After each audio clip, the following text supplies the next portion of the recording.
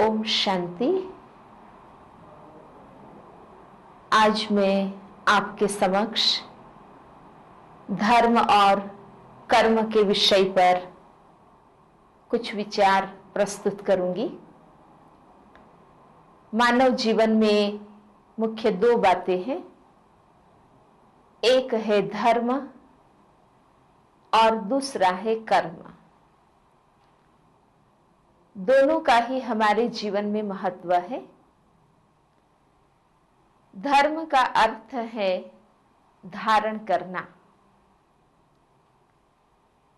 जीवन में जो भी श्रेष्ठ बातें हैं, सत्य विचार है, आचरण है, उन्हें अपने जीवन में अपनाना, उसको धर्म कहा जाता है।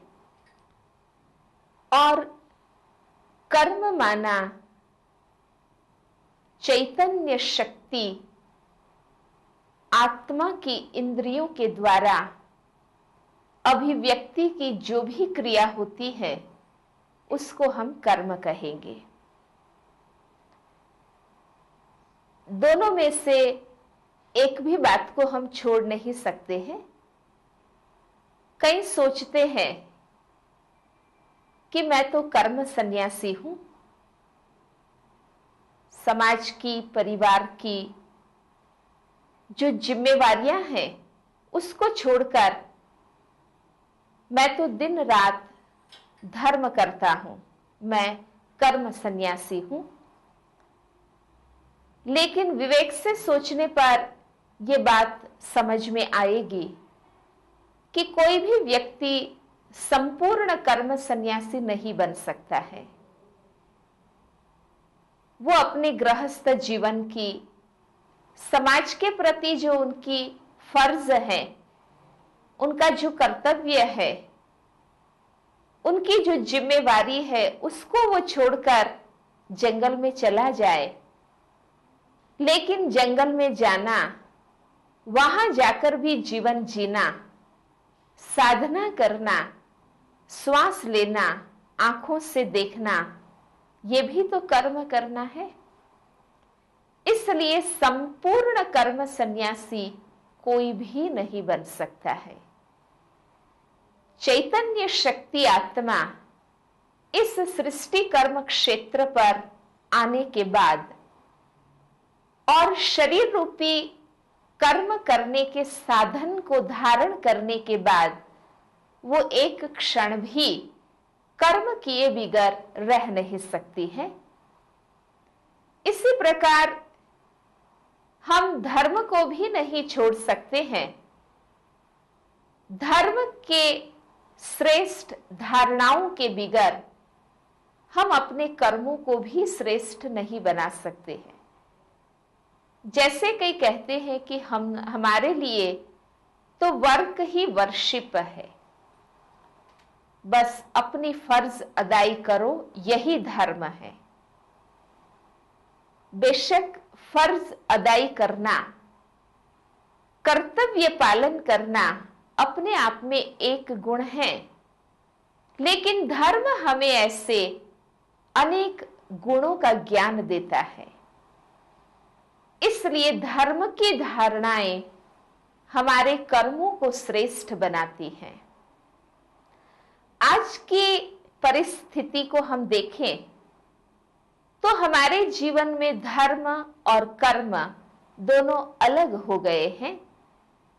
धर्म करना माना हम अपने नियम अनुसार आधा घंटा, घंटा, 2 घंटा धर्म के नाम पर क्रियाकांड, पूजा पाठ, कथा श्रवण, शास्त्र पठन, देव दर्शन वगैरह कर लेते हैं और हमारी भावना संतुष्ट हो जाती है कि हमने धर्म किया।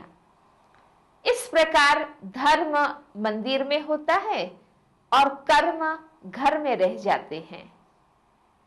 धर्म का कर्म के ऊपर आज कोई प्रभाव नहीं रहा है। 2 घंटा धर्म करने के बाद दिन भर के बाकी के 22 घंटे हमें ये ध्यान भी नहीं रहता है कि धर्म हमें क्या सिखाता है। हम कह सकते हैं कि 2 घंटे का धर्म करके बाकी के 22 घंटे अधर्म करने की परमिट हम मंदिर से प्राप्त कर लेते हैं। कई बार धर्म की क्रियाओं को हम जड़ता से अपना लेते हैं। एक गवर्नमेंट ऑफिसर का उदाहरण मैं आपको दूं। वो पूजा पाठ करते थे 2-3 घंटा प्रतिदिन, और उस समय वो मौन में रहते थे। एक समय अचानक उसी समय एक चोर को पकड़ करके उनके कर्मचारी ले आए और उसको सजा देना जरूरी था, इसलिए उन्होंने पूछा कि इनको क्या सजा दी जाए। अब ऑफिसर तो पूजा के समय मौन रखते थे, तो उन्होंने क्या किया कि शिवलिंग जिसकी वो पूजा कर रहे थे उसको जनेऊ से बांधा और आचमन से उसको फटकारा, माना तुम भी ऐसे चोर को बांधो और फटकारो। अब इस प्रकार के धर्म की क्रिया का क्या अर्थ है? कईयों ने आज धर्म को जीवन निर्वाह का साधन बना दिया है। बस क्रियाकांड कराना, पूजा पाठ कराना, होम हवन कराना, वही उनके जीवन निर्वाह का आधार बन गया है। माना धर्म उनके लिए कमाई का एक धंधा बन गया है। ऐसे वातावरण में आज आवश्यकता है हमारे जीवन के अंदर कर्म में धर्म के समन्वय की, अर्थात योग और कर्म के समन्वय की। कहा भी जाता है कि योगः कर्मसु कौशलम, योग युक्त होकर जो कर्म हम करते हैं वो कुशल होते हैं। तो ऐसे कर्म में धर्म का समन्वय करने के लिए हम उसके यादगार प्रतीक को देखेंगे। श्री विष्णु जी का जो चित्र है वो कर्म और धर्म के समन्वय का प्रतीक है। प्रवृत्ति मार्ग को पवित्र बनाने का ये प्रतीक है। हम रोज बरोज के जीवन में अपने गृहस्थी के जो कर्म करते हैं उनको अगर हम पवित्र बनाना चाहते हैं तो उसके लिए हमें कुछ धारणाएं करनी होगी, तभी हम अपने कर्म में धर्म को ला सकेंगे, तभी हम कर्म श्रेष्ठ और धर्म श्रेष्ठ बन सकेंगे। श्री विष्णु जी के चित्र में 4 हाथों में जो 4 अलंकार दिखाए हैं वो आध्यात्मिक रहस्यों के प्रतीक है। अगर इन आध्यात्मिक रहस्यों को हम जीवन में धारण करें तो हम अपने कर्म को पवित्र बना सकते हैं, धर्म की श्रेष्ठ धारणाओं को आचरण में ला सकते हैं। तो पहला जो उसका अलंकार है सुदर्शन चक्र। गाया जाता है कि सुदर्शन चक्र से असुरों के गले काटे। वास्तव में देवताएं संपूर्ण निर्विकारी थे, वो कोई हिंसा नहीं करते थे।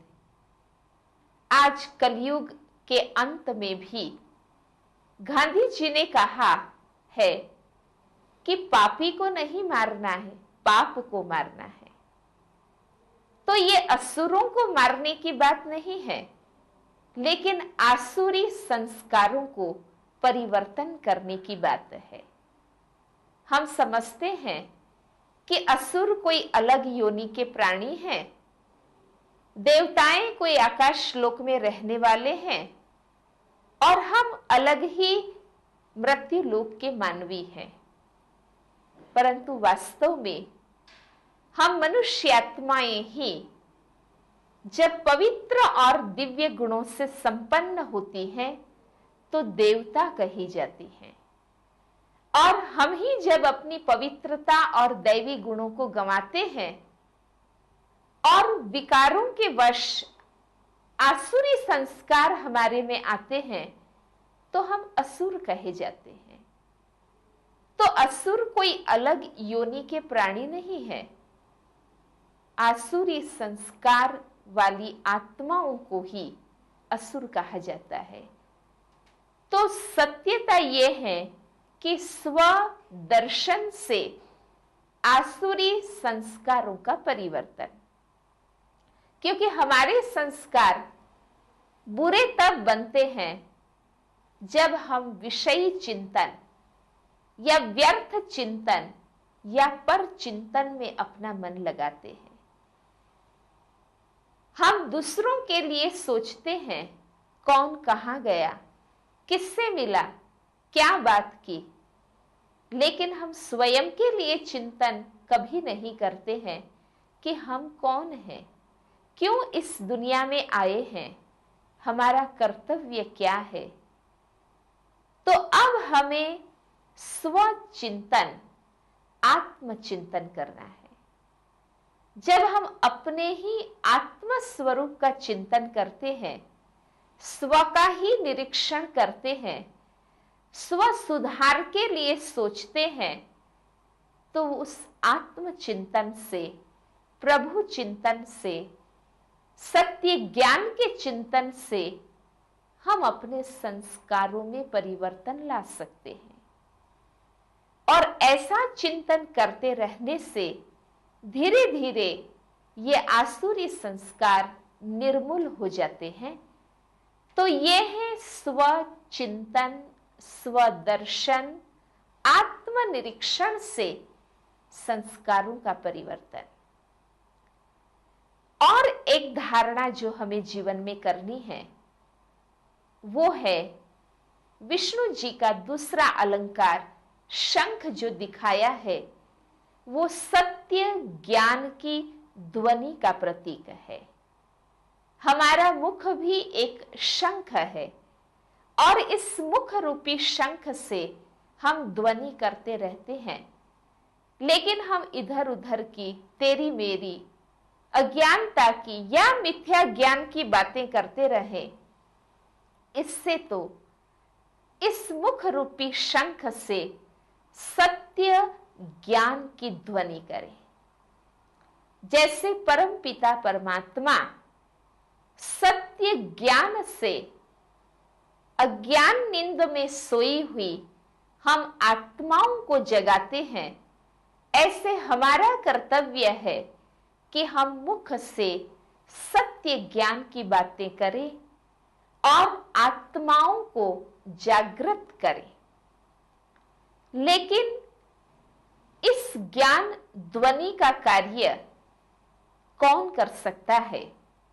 उसके लिए तीसरे अलंकार की धारणा चाहिए और वो तीसरा अलंकार है कमल पुष्प। कमल पुष्प पवित्रता का सूचक है। जैसे कमल कीचड़ से उगता है लेकिन कीचड़ से अलिप्त रहता है, ऐसे ही हमें इस संसार में ही रहना है, इस समाज में ही रहना है, अपने गृहस्थ व्यवहार और जिम्मेवारियों को निभाना है। लेकिन ये सब कुछ करते हुए भी हमें विकारों से अलिप्त रहना है, नकारात्मक प्रवृत्ति और वृत्तियों से अलिप्त रहना है। तो संसार में रहते हुए, घर गृहस्थ में रहते हुए पवित्रता की धारणा का प्रतीक है कमल पुष्प। पवित्रता से ही हम अपने कर्मों को पूजनीय, उच्च, श्रेष्ठ बना सकते हैं। अब प्रवृत्ति में रहते हुए पवित्र वृत्ति बनाने के लिए हमारे में शक्ति चाहिए और उसके लिए चौथा अलंकार है ज्ञान की गदा। सत्य ज्ञान एक शक्ति है जब सत्य ज्ञान की समझ बुद्धि में आती है तो हम अपने आप में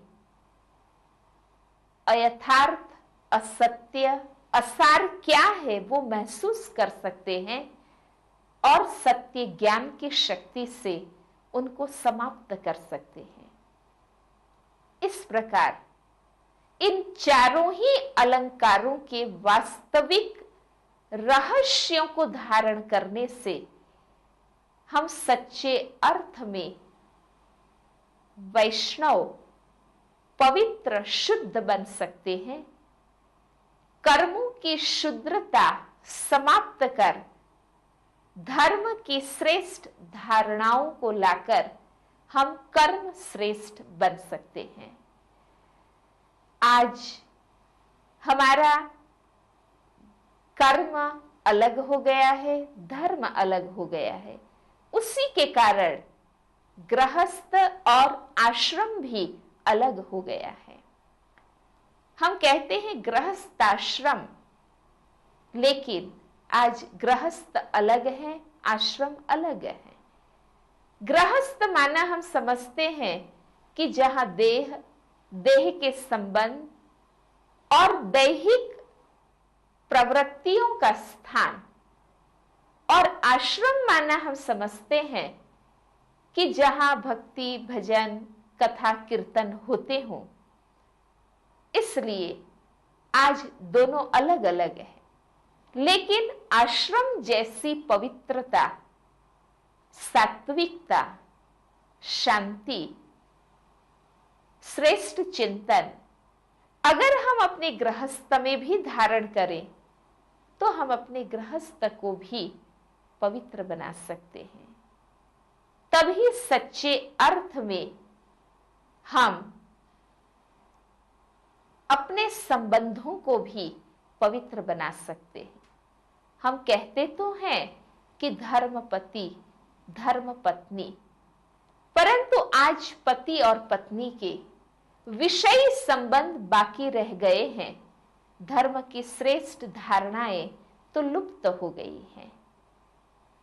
तो अब ईश्वरीय ज्ञान और राजयोग के माध्यम से हम अपने स्मृति को, वृत्ति को, दृष्टि को पवित्र बना करके अपनी प्रवृत्ति को श्रेष्ठ बना सकते हैं, शुद्ध बना सकते हैं, और इस प्रकार हमारी प्रवृत्ति ही हमारी प्रगति का साधन बन सकती है। आज हम गृहस्थ को एक बोझ महसूस करते हैं, एक जंजाल है ऐसा कहते हैं, परंतु धर्म की श्रेष्ठ धारणाओं को हम आचरण में लाएंगे तो हमारा गृहस्थ व्यवहार, हमारा रोज बरोज का कर्म बोझ नहीं, लेकिन सुख और आनंद का साधन बन जाएगा। इसलिए राजयोग का अभ्यास, जो कि हमारी मनोस्थिति को श्रेष्ठ बना देता है, हमारी बुद्धि को शुद्ध कर देता है, हमारे संस्कारों को दिव्य बना देता है, उसके अभ्यास से हम अपने आचरण को भी शुद्ध कर सकते हैं। और इस प्रकार की व्यवहार शुद्धि जब हमारी होती है तो हमें जीवन में ही मुक्ति का अनुभव होता है।